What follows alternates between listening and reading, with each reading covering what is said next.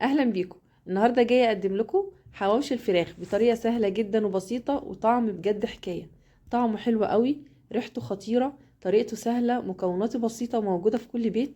زي ما انت شايفه كده طالع ما شاء الله، التسويه بتاعته حلوه قوي، هتعمليه بسهوله خالص. يلا نبدا الفيديو ونعرف اتعمل ازاي. بسم الله الرحمن الرحيم. عندي كيلو من الفراخ المفرومه ناعم، عندي بصل مفروم، عندي فلفل الوان، وعندي معلقه من البقدونس، وعندي بهارات حواوشي وبهارات فراخ وملح وفلفل اسود وبصل بودر وتوم بودر، كل حاجه معلقه. نزلت بالفراخ المفرومه مع الخضار اللي عندي، الفلفل الالوان، فلفل حراق وبصل ومعلقه من البقدونس مع التوابل. هبتدي بقى اعجنهم مع بعض بالشكل ده لحد ما كله يختلط مع بعضه.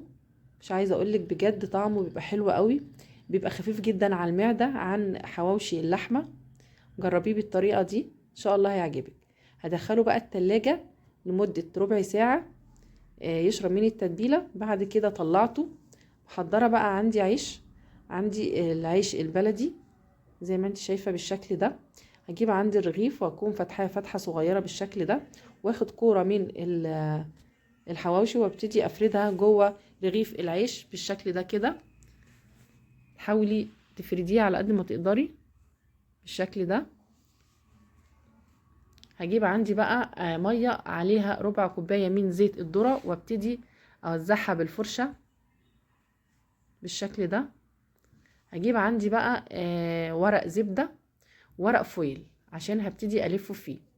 ما ينفعش نلف في ورق الفويل على طول عشان هو ما بيبقاش صحي، فهتلفيها الاول بورقه الزبده وبعد كده ورقه الفويل بالشكل ده كده.